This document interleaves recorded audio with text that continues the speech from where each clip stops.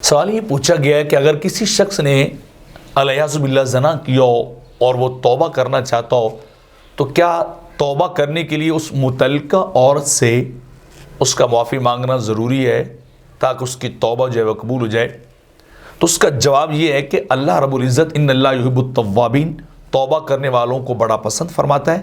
اور حدیث پاک کے اندر آتا ہے کل بنی آدم خطاء وخیر الخطائین التوابون،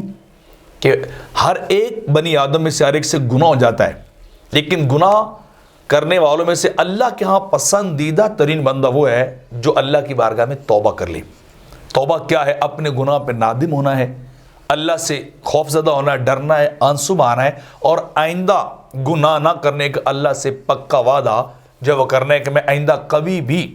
اس گناہ کے قریب نہیں جاؤں گا۔ تو یقیناً اللہ جب بندے کی توبہ کو قبول کرتا ہے، صدق کے دل سے بندہ توبہ کرے تو اللہ اس کی توبہ کو قبول کرتا ہے اور اس کے گناہوں کو ختم کر دیتا ہے۔ تو توبہ اللہ سے کرنی چاہیے، اس متعلقہ عورت سے معافی مانگنا جو ہے یہ ضروری نہیں ہے، بلکہ اپنے مولا سے، اپنے رب سے انسان جو ہے وہ وعدہ کرے کہ میں آئندہ کبھی بھی تیری حکم عدولی نافرمانی نہیں کروں گا، میں ہر حال میں اپنے تہی اپنے طور پہ کوشش کروں گا کہ میں کبھی بھی دوبارہ اس گناہ میں مبتلا نہ ہوں، اور جو پہلے ہو چکا ہے اے میرے اللہ تو مجھے معاف فرما۔ تو یقیناً اللہ توبہ کرنے والوں کی توبہ کو قبول کرتا ہے اور انہیں پھر اس کا اجر یعنی گناہوں کی معافی کی صورت میں اللہ رب العزت جو ہے وہ عطا کرتا ہے۔ تو لہٰذا اس عورت سے